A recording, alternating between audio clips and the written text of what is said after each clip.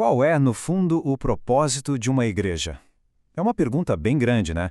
Hoje, a gente vai mergulhar numa análise que tenta responder isso de um jeito bem claro, usando uma estrutura de 3 pilares centrais. Pois é, essa é a pergunta fundamental, não é mesmo? E o interessante é que essa dúvida surge tanto para quem frequenta uma igreja quanto para quem vê de fora. Afinal de contas, qual é a sua real função? E para nos ajudar a entender isso, vamos usar a ideia de um teólogo chamado Wayne Grudem. Ele diz que a gente pode pensar na igreja como um tripé, sabe, com 3 pernas, 3 focos que se sustentam. Um é voltado para Deus, o outro é para os próprios membros da igreja e o terceiro é para o mundo lá fora. Então, o nosso roteiro vai ser o seguinte: a gente vai olhar para cada um desses pilares, um por um. Primeiro, a adoração a Deus. Depois, como edificar quem já crê. Em seguida, como servir ao mundo. E aí, vamos ver como o equilíbrio entre eles é a chave para a saúde da igreja. Para fechar, uma reflexão bem legal sobre o que é, de fato, a verdadeira adoração. Vamos lá! Tudo começa por aqui, pelo primeiro pilar, que é a base de tudo. É o ministério que olha para cima, direto para Deus. Olha que interessante. Isso meio que vira de cabeça para baixo uma ideia comum. A adoração não é só uma preparação, sabe? Um aquecimento para o que vem depois. Não. De acordo com essa visão, a adoração é o evento principal. É a razão de ser da igreja. E essa ideia de resplandecer que aparece no Salmo é muito forte. Não é só para a glória de Deus ser vista, é para ela brilhar intensamente, sabe? Quase como um clarão que ninguém consegue ignorar. A igreja, nesse sentido, seria tipo um grande holofote apontado para essa glória. E aqui vem um alerta muito importante que a fonte traz. Esse propósito central, o de adorar a Deus, precisa ser mantido puro. O perigo é quando ele se mistura com outras agendas fortes, como política ou a busca por entretenimento. Quando isso acontece, a igreja corre um risco enorme de se desviar, de perder o seu norte. Ok, com esse primeiro pilar bem firme, o foco agora se vira para dentro. A gente vai olhar para a comunidade da própria igreja. Esse é o nosso segundo pilar. A palavra aqui é edificação, e ela vem literalmente da arquitetura. Pensa num prédio sendo construído, tijolo por tijolo. A ideia é a mesma, é construir as pessoas, fortalecer cada membro para que a estrutura inteira, a comunidade, fique mais forte e mais sólida. Isso é fundamental, porque mostra que a fé não é vista aqui como uma coisa que acontece uma vez e pronto. É um processo contínuo, uma jornada. O papel da igreja, então, é acompanhar as pessoas nesse caminho de crescimento, em direção à maturidade.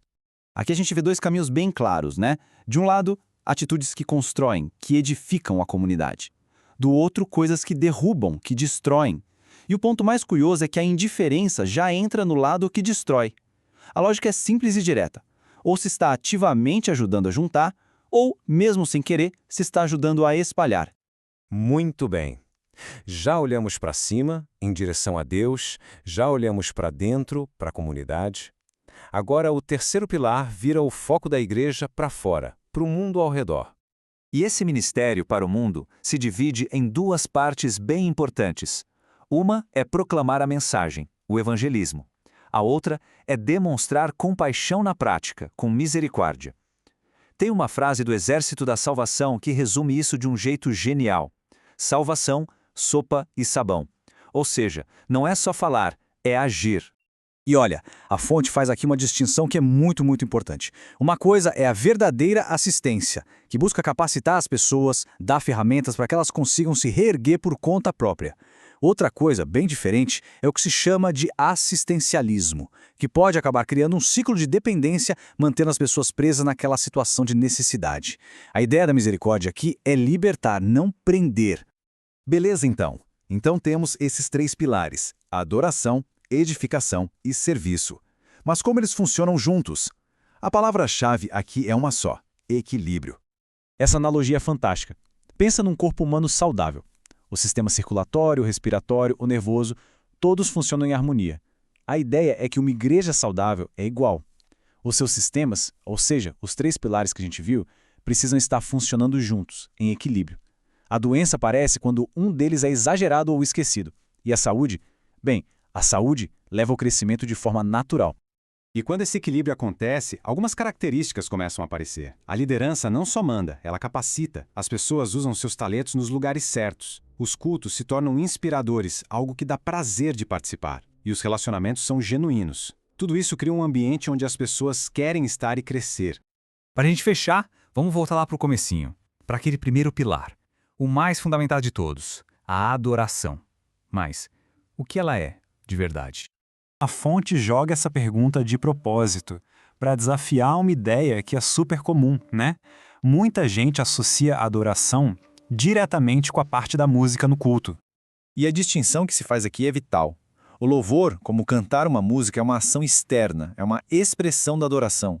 Já a adoração em si é uma postura interna, uma atitude do coração. Ela é a fonte de onde brota todo louvor verdadeiro. O que isso quer dizer? Que é possível louvar por fora sem estar adorando por dentro. Mas se a adoração interna é genuína, o louvor externo se torna uma consequência natural. E no fim das contas, tudo se resume a essa pergunta, que vai direto no centro da motivação. A questão não é o que foi feito, mas para quem foi feito. A pessoa queria adorar a Deus ou queria cantar para as pessoas ouvirem? A adoração genuína, segundo essa visão, não está buscando o aplauso da plateia.